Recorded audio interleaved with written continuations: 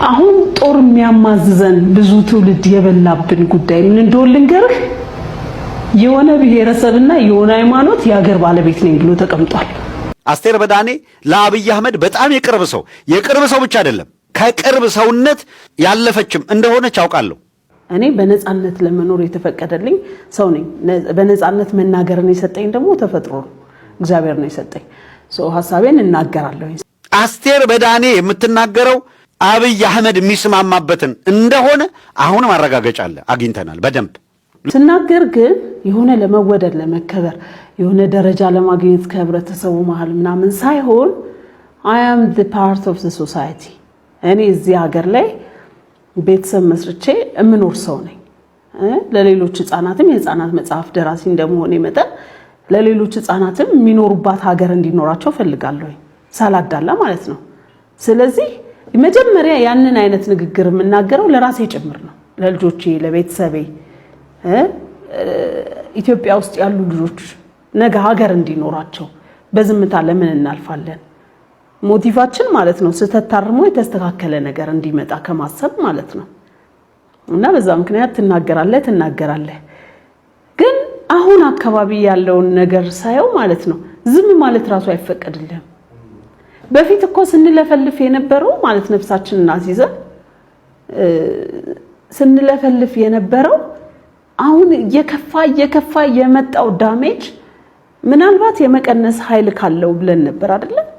ግን ተናግረህም ለውጥ የማይመጣ አይነት ነገር ከሆነ ለምን ትሰቃያለህ? አሁን ጦር የሚያማዝዘን ብዙ ትውልድ የበላብን ጉዳይ ምን እንደሆነ ልንገርህ። የሆነ ብሔረሰብና የሆነ ሃይማኖት የሀገር ባለቤት ነኝ ብሎ ተቀምጧል። እና ድሮ ፌደራሊስቶች ሲሉት በዚህ ልክ እንደዚህ ሽታው የሚሰነፍግ አይመስለኝም ነበር። በዚህ ልክ አይመስለኝም ነበር።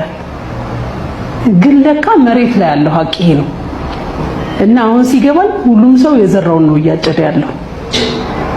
ቶለሬት የማያደርግ ትውልድ ተነስቶ እየተበቀላቸው ነው ብዬ ነው በቃ የደመደምኩት። ልክ እንዴት ተናበው እንደሚሰሩ ለማየት እስኪ የአብይ አህመድን ንግግር እንስማ። ኦርቶዶክስ ቸርች በኢትዮጵያ ውስጥ አንድ ብትሆን እሷን አቃጥሎ በቃ አለቀች ቢባል ችግር የለውም። መስጊድ አንድ ቢሆንና እሷን አቃጥሎ የሚጠፋ ቢሆን ችግር የለውም። እንደምታዩት ነገሩ አንድ ሲቃጠል 10 ይሰራል። ኪሳራ ስለሆነ አክሳሪ መንገድ ባንከተል ነው የሚሻል። ኦርቶዶክስ ይላል ስሙ አንድ ቢሆንና እሱ ቢቃጠል ችግር የለም ይላችኋል። ተመልከቱ። አንድ ብትሆን ቤተክርስቲያኗ እሷ ብትቃጠል ችግር የለም። አንድ ቢሆን መስጊዱ እሱ ቢቃጠል ችግር የለም።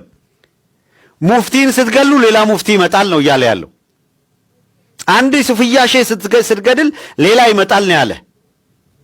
ሰላም ቤተሰብ እንደምን አላችሁ? እግዚአብሔር ይመስገን እኔ በጣም ሰላም ነኝ። ዛሬ ሶሻል ሚዲያ ላይ ዞር ስል እቺ የወል ስም ያላት አዋቂ መሳይ አላዋቂ የባንዲራ ስር ቁማርተኛ የሆነች አስቴር በዳኔ የምትባል ወላዋይ ሴትዮ የሆነ ሐሳብ ስትናገር ሰማኋትና እሱን ሐሳብ መነሻ በማድረግ እኔም የግል ሐሳቤና አስተያየቴን ለመስጠት ብቅ ብያለሁ። እውነት ለመናገር አንዳንዴ እንደዚሁ ናችሁ በግልጽ ብትነግሩን እኮ ሁሉ መድከም ማያስፈልግም የነበረ። ምክንያቱም የኢትዮጵያን ኦርቶዶክስ ቤተክርስቲያን የአማራው ማህበረሰብ ብሎም የሰሜኑ ማህበረሰብ አንገቱ ላይ ማተብ ያደረገን በሙሉ ይጠላል፣ ፍጹም ይጠላል። ምክንያቱም አንቺ እንደምትዩ አንድ ማህበረሰብና አንድ እምነት የሀገር ባለቤትነትን ይዞ ተቀምጧል ያለሽ እውነት ነው።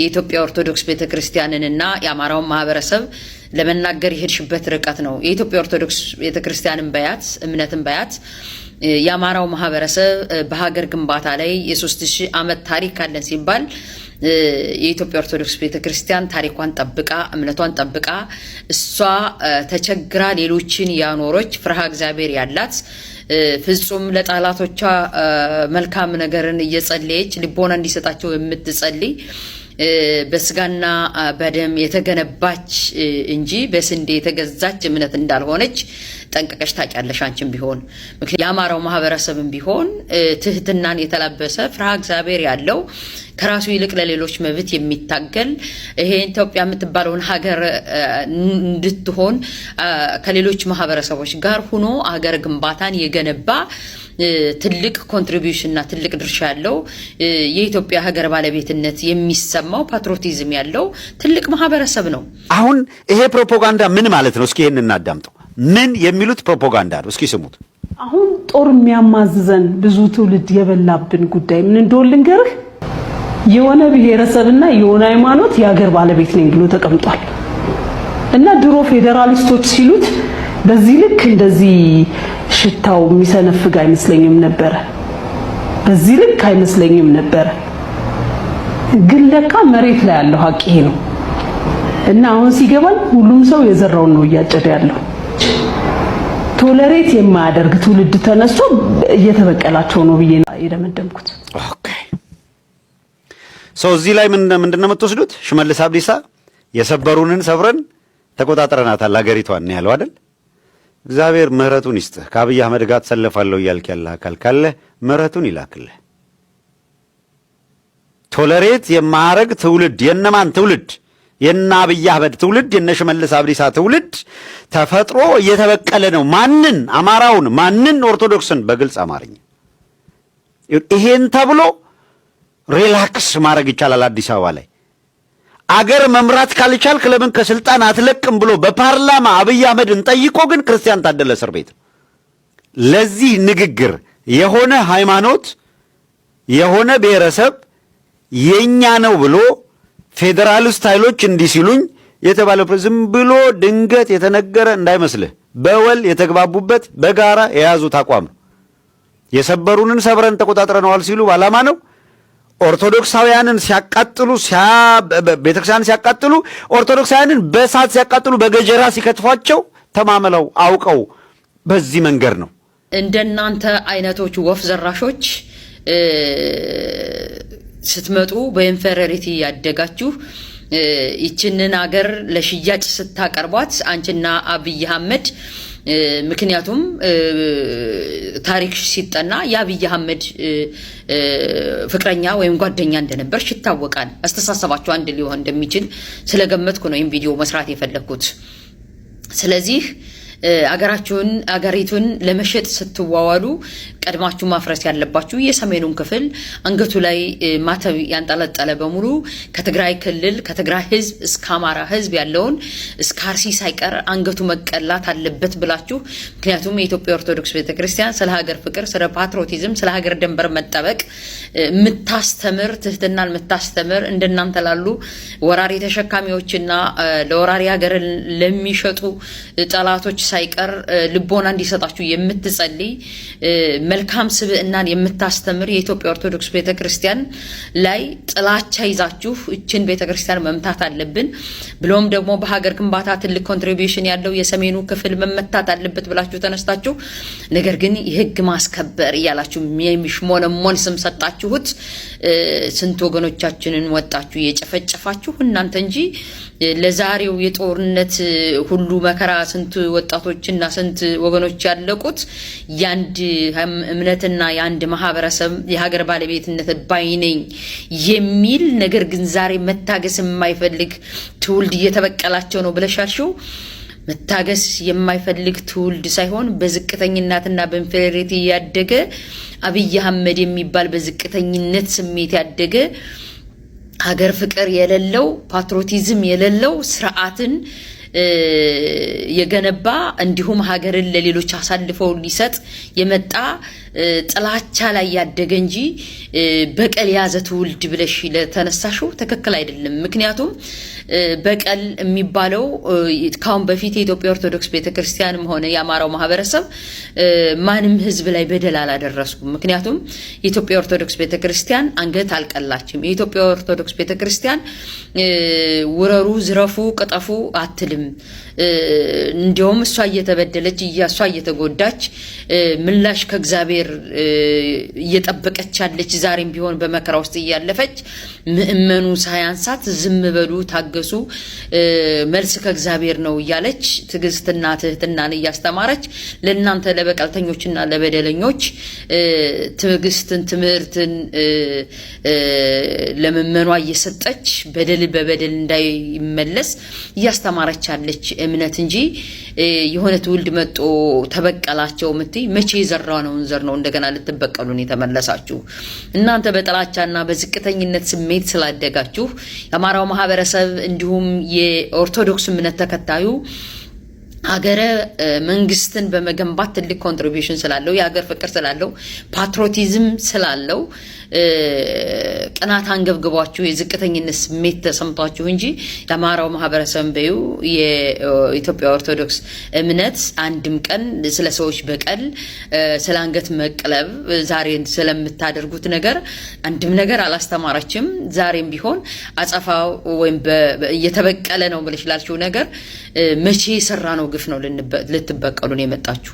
ሀገርን መሸጥ ስለፈለጋችሁ፣ ነገር ግን እነዚህ ሀገረ ግንባታ ላይና ፓትሪዮቲዝም ላይ የሀገር ፍቅር ስላላቸው ቀድሞ መፍረስ ስላለበት ብላችሁ የሰሜኑን ክፍል የትግራዩን ማህበረሰብ የአማራውን ማህበረሰብ ብሎም የኦርቶዶክስ እምነት ተከታዩን አርሲ ድረስ ደርሳችሁ ምእመኑ ብቻ ሳይሆን አባቶች ስንት ዋጋ የተከፈለባቸው ስንት የእውቀት አባቶች የጥበብ አባቶች አንገታቸው እየተቀላ ተገለው ተጨፍጭፈው እያደሩ ነገር ግን ሀገርን ለሌሎች ልትሸጡ ሀገርን በምስርና በስንዴ የሸጣችሁ እናንተ ናችሁ። ዛሬም ቢሆን ይሄ እንደ ልብሽ ምትቆራርጩ መጽሐፍ ቅዱስን በዩ ይሄን በረታፍሽን እንድትከፍቺ የፈቀደልሽ የኢትዮጵያ ኦርቶዶክስ ቤተክርስቲያን ነች እንድትማሪ ይሄን ነገር መሰረትና እድሉን የጣለችልሽ። ነገር ግን እናንተ የናጡት ቆራጮች ናችሁ፣ የናጡት ቆራጮች ናችሁ። አይሽ እናንተ እንደዚህ አይነት ትውልድ ማፍራት በቀልተኛ ትውልድ አፈራንት ያለሽ በቀል እንደተበደላችሁ አርጋችሁ ስለምታወሩ እንጂ የኢትዮጵያ ኦርቶዶክስ ቤተክርስቲያን በዩ የአማራው ማህበረሰብ ማንንም አልፎ በድሎ አያውቅም። ጥፋቱ አገር ድንበሩን መጠበቁ ነው። በእናንተ አስተሳሰብ ፓትሪዮቲዝም ይዞ ማደሩ ነው። ለራሱ ሳይኖር ለሌላው መኖሩ ነው። የኢትዮጵያ ኦርቶዶክስ ቤተክርስቲያን እሷ ተቸግራ እሷ ተረባ እናንተን አጥግባ ማደሯ ነው። አይሽ ይሄ ነው ጥፋታችን፣ ይሄ ነው በደላችን።